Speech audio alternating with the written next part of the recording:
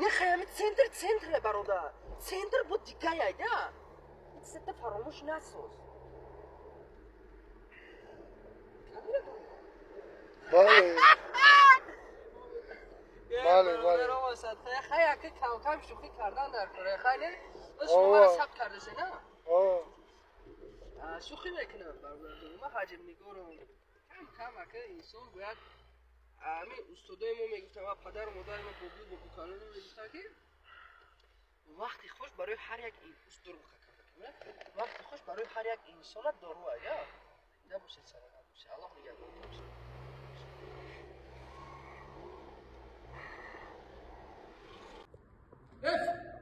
Fatma,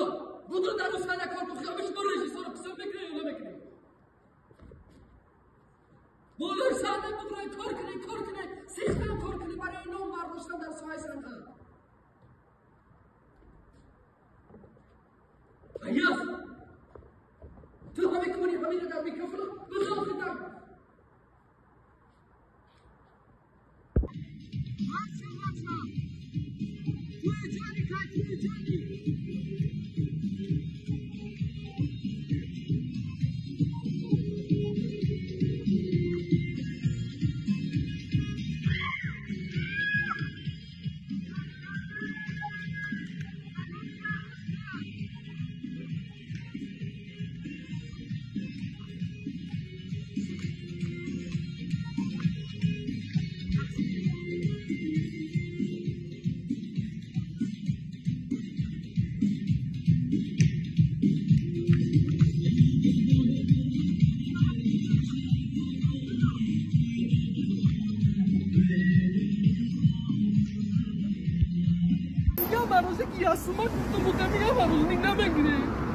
گوش کن بچه جون اوخی تو بودک نیستی تو دیگه مایدهک نیستی تو کلون شده تو ریش برآورده تو مرده که کلونش تو بازه نشده تو نخو اولم یه مروجی بگو دادا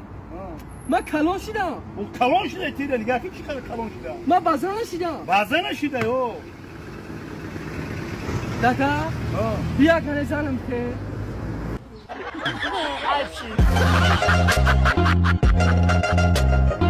مرش نزنک؟ مرش نماده بیا برگرد بودک من بگیرم ای باور که ایروزی فرزندوش نیکو زنک جون باور میکنی ای بانک هم قرضارم ای رفیقم هم قرضارم که ای بدانم قرضارم یه هفتهشی بانک سراغش گذاشته پرنس بردم پروا ندارم ای بخیر کی باشم؟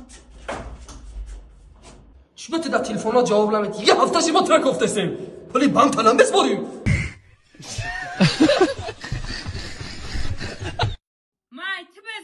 مایمی زندگی بزار شدم مایمی خانه و درد هم بزار شدم یه زنک انجام شیرین رو بزار رو کردی سهر جنگ ابل جنگ شو جنگ بگه جنگ بزار رو کردگی نه یا کدوم مکنی بخیره خیلی زندگیه من نفهمیدم ترا بزار شدی مایم خیلی زندگی چی زندگیه زنک یا شیرین که ترا میگه من نفهمیدم زندگی تو چیه من بزار شدم من تو کار ندارم خیلی بگ بزار رو کردگی من بزار شدم من نفهمیدم تو چیه من بزار کردم وعلیکم السلام اکا جان همین سیر زندگی خطاب بود 10 سالش قطعی انگام زندگی میکنی در خونه تو نه جنگ نه پنگ هیچ گپ نیست من یه سالش زندگی به قطعی زنم سهر جنگ ابی جنگ بگا جنگ بزارو کرده اکا التماس خواهش میکنم همین سیر زندگی خطاب بود اکا جونی چون بعد زنگ بزنم هدایا بعد زنگ بزنم تمام کردم زنگ جون تمام کردم چیکار نمی‌کنم که اگر برادرها همه پول تقسیم میکنن چه دم از همه چی بلوگ دست همه پول تقسیم میکنن و اگر تو آدم ممکن نمی‌شناسید جونم چه وقتی خیلی کار میکنی در حیات نه جونم چه وقت همه پول تقسیم میکنی ماتیم پیروزه تقسیم میکنی سلامت باشید متین جان سلام به هر یک شما دوستان عزیز متین جان خیلی تخته در اینستاگرام و تیک تاک میگم ما شف اینستاگرام گاودن اینستاگرام میگم در ویدیو ما که هنرمندا دا یک موسمی توفا میمونم برای برنامه خیلی ما گفتم شفی با خفا نشه ما در سوم بوندی اسیسه و هوا خاطر در برنامه خیلی سوم ما سلامت باشید دوستی از یگان خدمت باشین ما در خدمت ما رو مصطفی برگرد سلامت باشین در باشین سربلند باشین خیلی مثلا که در شبکه‌های شمایی ягон бор гапи зоди гуфтаги хеле булатон ҷон ами хитам нагу гавон гапи безем наза гапой хуб за ки насли навраз мухлисе мазури насли навраз шуморо тамошо мекунан ай шумо я чиним чи ибрат бигиран бародар масад Матин ҷон акай Матин ҷон гапой хуб бизанен дар шабакаи иҷтимоӣ гапой безем на ҷоник ноношта ҷоник блогерай бародаро дастгири пасаи комментар лайв пай бимонем бародаро саломат боши Матин ҷон бародари азизам мара блогер нагу бародар масадқа ман ҳунарманди театр ва синема ҳастам режиссёр ҳастам мақсад ака ман ин соҳара хондагием мақсад хондагием ки ҳамчун як ҳунарманд моро бишносанд хай шуморо ҳамчун блогер бишносанд можна бародар масадқа ман намехоҳам ки мара блогер бигӯян ай ҳамада гапи сахте ки мада мераса мақсад да ҳамин раҳҳои ҳамон кас мега ки ин ҳамин блогери ҳамин гап мада сахт мераса рости гавда бародар масадқа мара ҳамчун як ҳунарманд мехоҳам бишносам ин ай марда ки хуб пеши ма омада мега ки чӣ бата барнома кардӣ ҳамаи ҳунармандо блогероида туҳфа мемондӣ ҳамин омадӣ ҳамин барномае ки мара кардӣ мада туҳфа намондӣ гапда мегум ки охай бародари азиз ҳамон рӯзе ки ман тия барнома кардам ҳамон рӯз гапа ман дакиш маблағ набуд агаре ман тия садқаи сарадам 200 сомон туҳфат мекардам не ки ман барнома дадид е ман гуфтагӣ нестем ки оз мо ба Матин Пирзода занг мезанем ва ба вай агар розӣ шад ба вай 200 сомон медиҳем не ки ман да вай ҳамон вай барнома гуфтагӣ набудам ҳамин гапа агар мегуфтам шумо туҳфа не ки ман туҳфа надоштем ҳамоҷа просто гуфтам агар Матин Пирзода розӣ шад мо шод мешавем агар розӣ нашавад бо кенес ман гуфтагӣ будам ҳамин гапа хай ягон хизмат боша овоз кирад ну саломат зинда бошед зинда бошед саломат бошед در زندانی روز بچه بچه بسته شدن از جبری یارو دوستان دل خسته شدن در زندانی روز بچه بچه بسته شدن از جبری یارو دوستان دل خسته شدن این خشو تبار ای بری ما کنده شدن ای بچه ایتا امروز شرمنده شدن این خش تبار از بری ما کنده شدن این بچه تو امروز شرمنده شدن ما غریبی را دیدیم درد و رنجش کشیدیم عذابای غریبی را السلام یه برای جانم خداخانه لگجای خداخانه لگجای بگو ای برای جانم خداخانه لگجای تو گنگی کاری گرد زنم خیگان چی؟ ای بچه همه خداخانه را میگی و نمیگی بیامونه ای من رفتم اگنی ای برادر همون سوال داد چی و سوال شد جواب ندادی هم برادر آخه سوال داد آخه گفتم برادران جوابشو تو با خفه نشو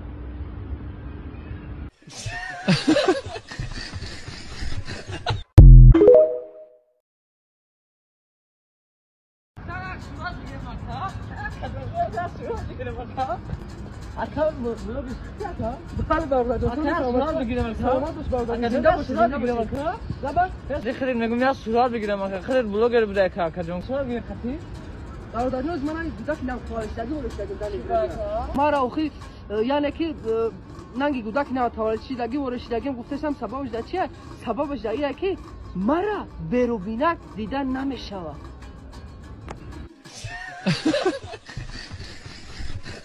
خبیدن نمیدون یو کی انشان با اخدار می راه رفته سام بلد نخوش ما کی باش ما نشون کیه او برادر چی خیلی ما نمیشناسی خودت همجا قبلی گفتی اگان صورت بگیرم اگان سیانکا کنیم با دبرد میسن با میخزی اگر پای میزنی ما شما رو ما نمیشناسم کی شما ما شف اینستاگرام با خدای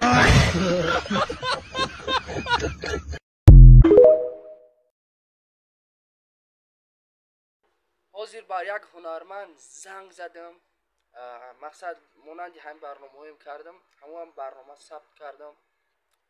بعد آخری برنامه داشتیم گفتم مسکین ما به سوم نیاز نداشتیم ما به آدمگری نیاز داشتیم مقصد کنی مخلصان شما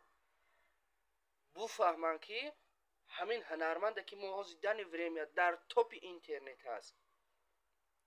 مخلصش هستیم ببینیم چی خیلی است روی اصلیش به همه چیز ما نیاز داشتیم، به آدم و آدمگری نیاز داشتیم. او هنرمند گشت در تلفن گفت که برنامه جونیک جون نبرویا که پرابلمت میکنم. بعد من گشتم گفتم که اولش خدا آخرش خدا تو یگان پرابلم کردن نمیتونی دیگه روی آدمگری میگن. ما به خاطر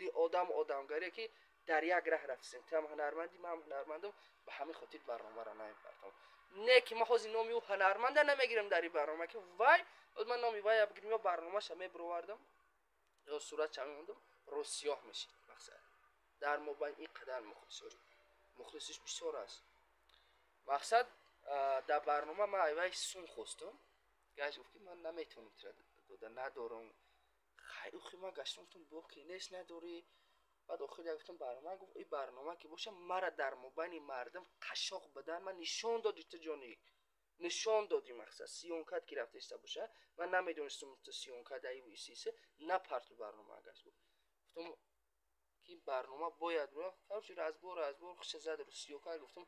ما برای پرابلم میکردگید نه برای او خاطر که باید راه رفته سیم در صفحه صنعت اگر در یک جا ببینیم قطعی سلام علیکم کینا و قدرت نباشه نمیپرتم برنامه را. انا خیلی مقصد برادرای من و کسانی که رکلام لازم باشه در حساب جانبی اومده از شرکت داره یگان سوی حلال باشه خدم رکلام میکنم. خوب بخواین در جای سویگیم همون جورتون هم بیزنسونا سخن کرده لقمه صحنه قطعی هم در تیک توک هم در اینستاگرام صحبت کرده رکلام میکنم. وقتی زنده و سلامت سربلند باشین دوستان عزیز. خداوند نگهدار تو همیشه آینده رو برنامه‌های نو بنا صحنه‌های نو بنا فیلم‌های تربیوی پیشکش شما میکنیم. برادران مسئله در کامنتاری و گپ‌های قبلی ننویسید من یک هنرمند عادی هستم.